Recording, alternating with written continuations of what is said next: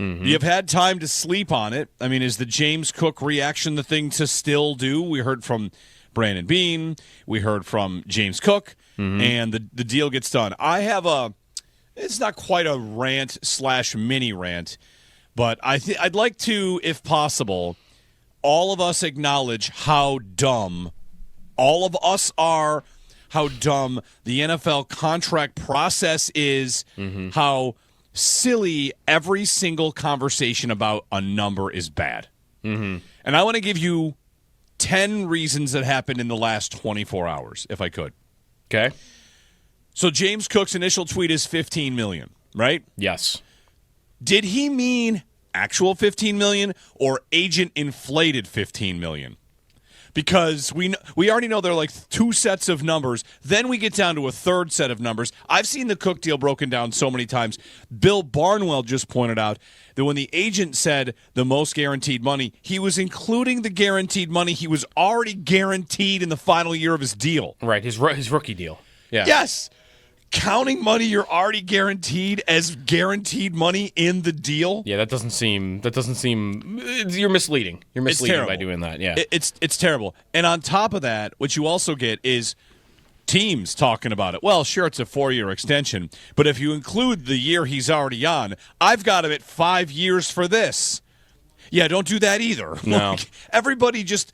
It's kind of like evaluating a quarterback and saying, look at his quarterback rating in games between this date and this date. He's got as many touchdowns as Josh Allen. Every contract breakdown is effectively the graphic that tries to make Tua look as good as Josh.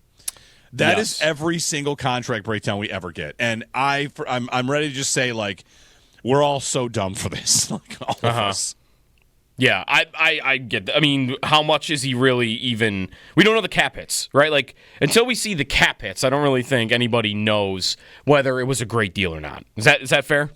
Sure. And even then, like, those will be the cap hits for a couple of years, but everything gets so moved around that you'll never see that same number in, like, the 4th year of the deal, the 3rd year of the deal.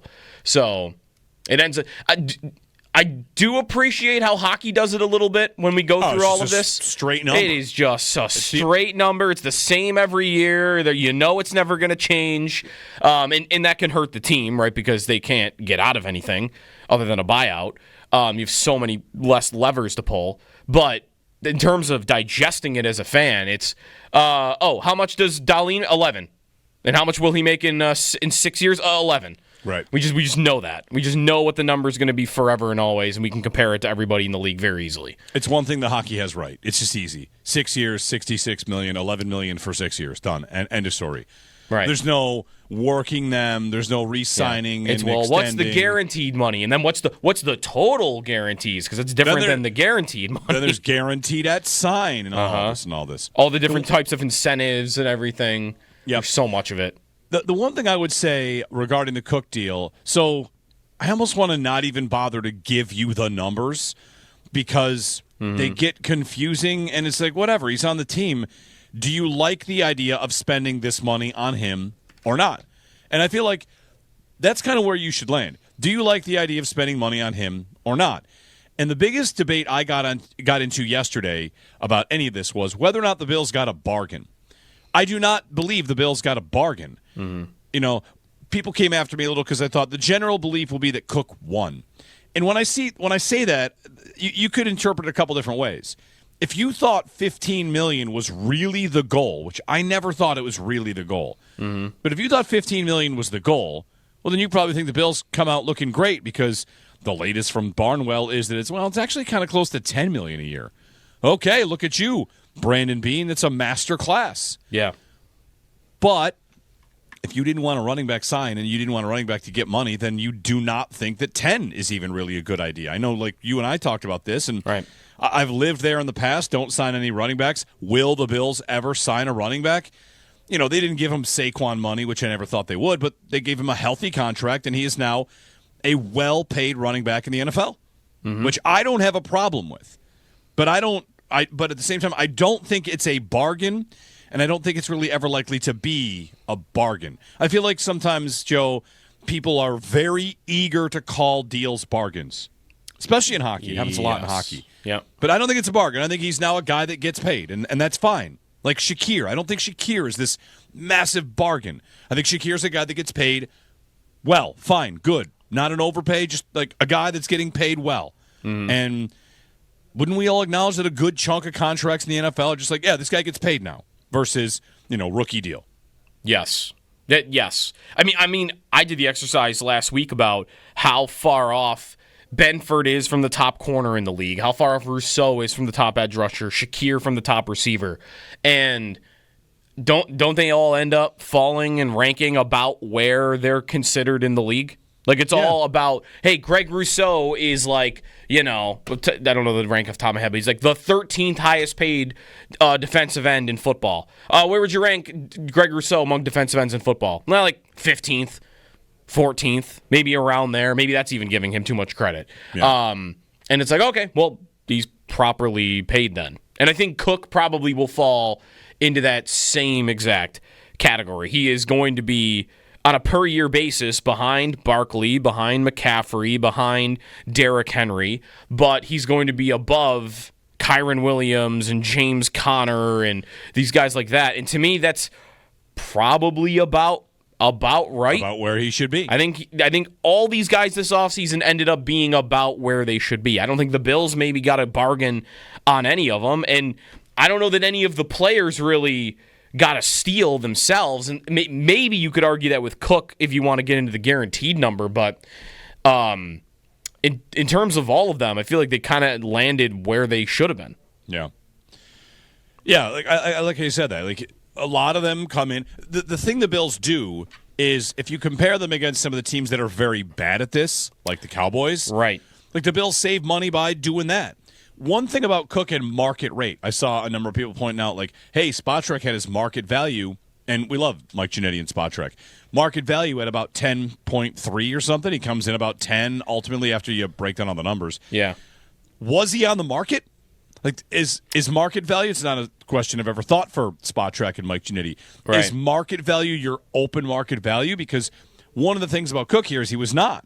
And a lot of this conversation had been about people saying he doesn't have leverage. He doesn't have leverage. And he had enough to get his market value while not on the market, if that's in fact what that means. So, I don't know. It's UFA versus signed by your own team is always a little bit different. I keep saying I am good with the contract, and I did want them to pay this player about this much money. Yeah. So, I'm not here telling you they got taken. Where I land ultimately, and if you want to give us a call at 803-0550, where I land is he got the job done. He won. He got a second contract. He got paid well, and the Bills wanted to pay him. So, like, I think, whatever. I'm not saying the Bills lost. It's not one versus the other, but I do think that James Cook comes away with a W here because he got paid more than at least some thought he would get. Well, in the idea of a bargain, I think implies you got him for less than he would have got on the open market. You got him for less than what he would have signed for somewhere else. The implication that, all right, he got $12 million per year with you and $30 million guaranteed, and if he had waited a year and went through the bidding process, he would have got $15 million a year and he would have got $40 million guaranteed. And the more that we dug into him and some of his limitations, I wonder if there was a team out there that would have valued him, not even more, the same that the Bills valued him. Like, was this as good as he was going to do anywhere? Because the same holes in his game were going to be persistent elsewhere. How many teams were going to want to pay a running back that doesn't play half the snaps? Good question. Because this is a team where you can get away with that. Your quarterback, your offensive line, you have a third down running back that can do a lot of that stuff. Not everybody's got that. Maybe, like, some teams have bad offensive lines. Some teams have quarterbacks where the running back has to protect because the guy isn't as mobile. I'm thinking of like Miami for that, or teams that just can't even risk it. We talked about this with Kyron Williams.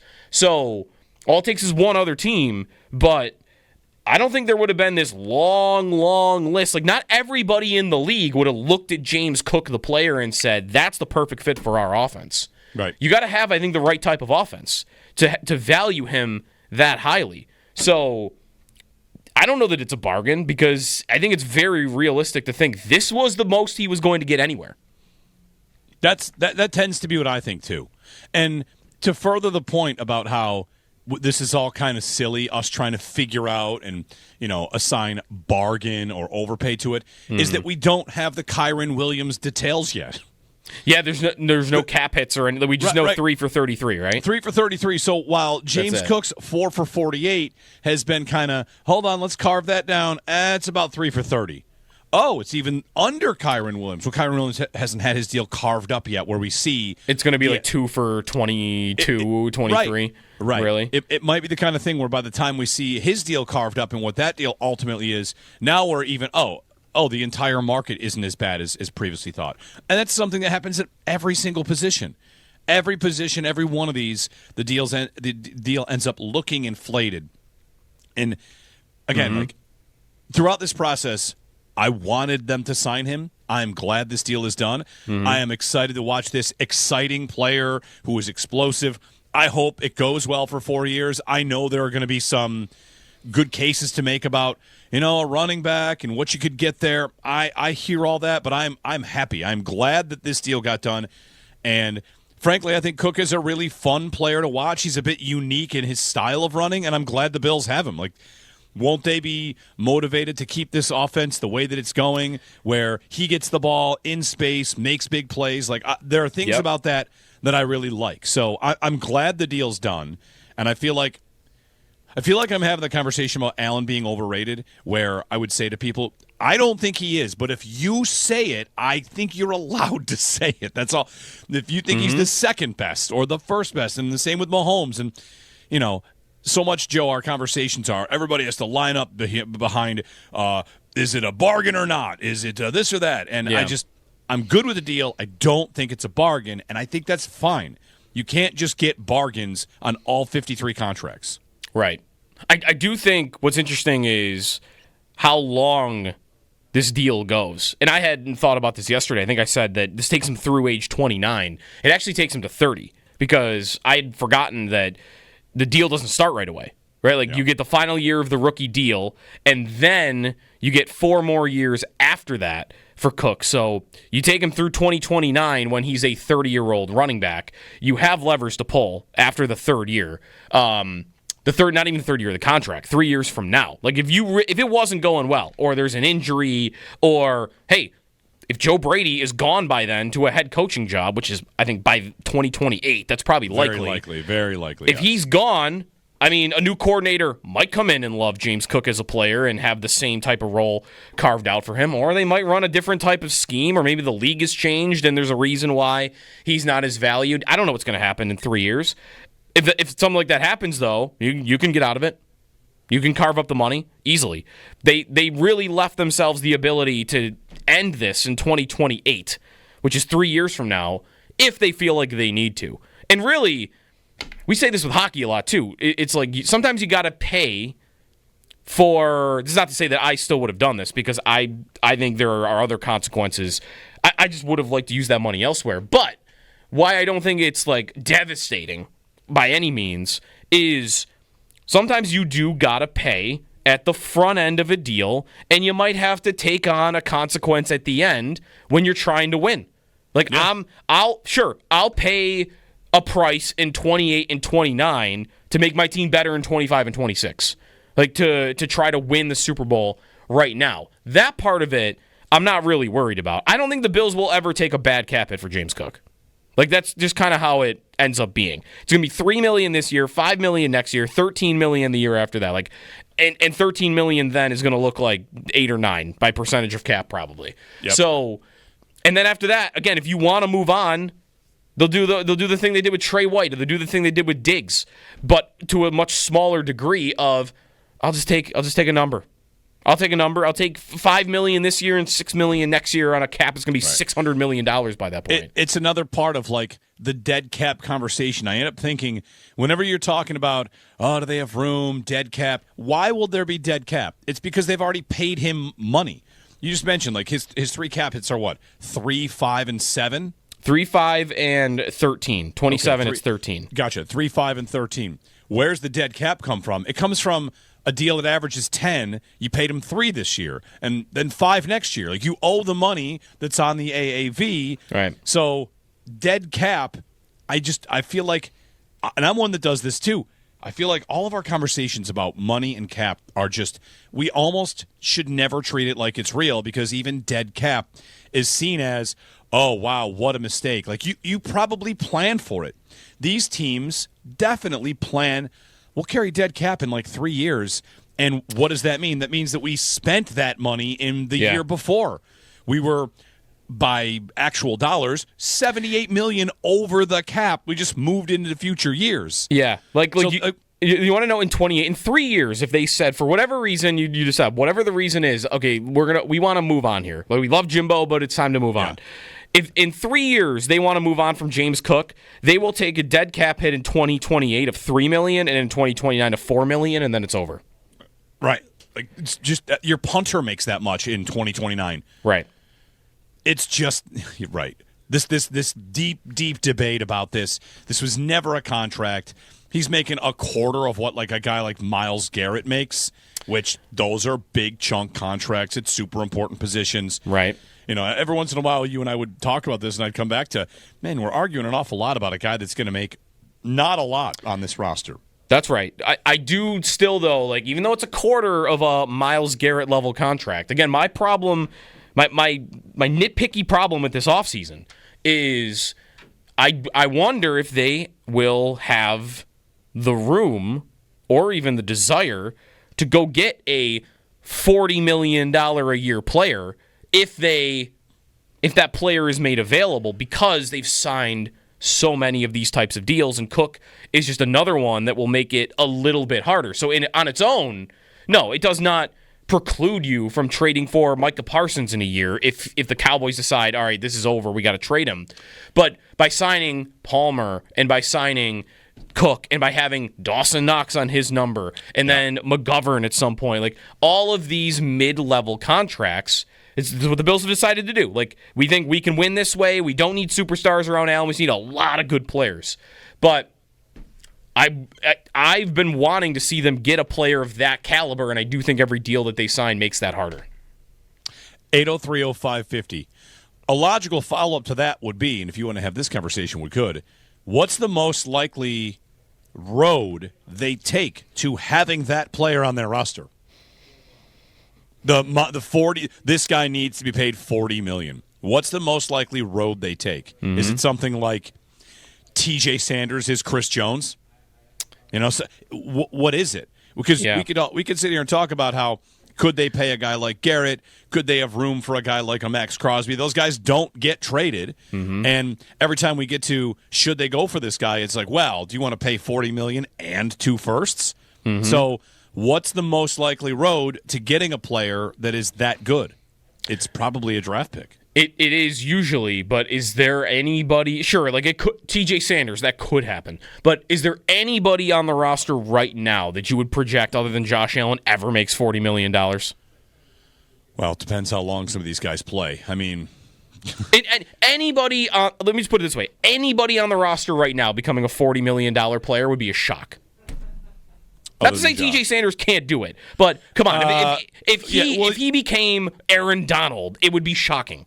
Right. You'd have to project Maxwell Hairston to be a top 3 corner in the NFL, and by the time his rookie deal is up, could corners be at 40? I mean, maybe. Right. Not to say it's impossible. It's just not likely at all that will be the case. Like, if there was if Kincaid had well, tight ends wouldn't get that anyway. If Coleman had 1,300 yards in his rookie season, if he was Brian Thomas Jr., if the Bills had Brian Thomas Jr. on their roster right now, what would they say? We're like, you're going to be paying that guy $40 million in a year. In 1 year, you're going to be paying that guy $40 million a year. But I don't see a young player on their team right now that has done anything on the field like that would tell me, oh yeah, he's working towards that. 8030550. If you want to share a thought on this, the offseason comes to an end. A lot of things to talk about. I have a very fun James Cook game to play. Okay. It's a game we haven't played in quite some time that I think everyone's going to have a wonderful time with. So that's my plan. We'll get more Owen eliminations today, maybe, on his picking his Premier League team. I'm wearing my oldest Arsenal jersey. yellow with the Arsenal crest on it. How old is that? 2012, maybe 2011, 2012. 2012. I got it at the stadium. This was the first one I bought. I was touring the stadium, Nice. and I bought this jersey at the stadium. Okay. The good news is it still fits 13 years later. So, I don't Nice. know. I don't know what I expected. Not like I'm going to grow a foot taller. Anyway, Jeremy and Joe, Josh and Owen are here. We'll talk to Sal at 8 o'clock. We'll dig into comments from Brandon Bean, from James Cook. The football world reacts to Cook signing, and I think it's generally pretty positive. He's thought of as a good player, and the Bills have decided to keep a good player. So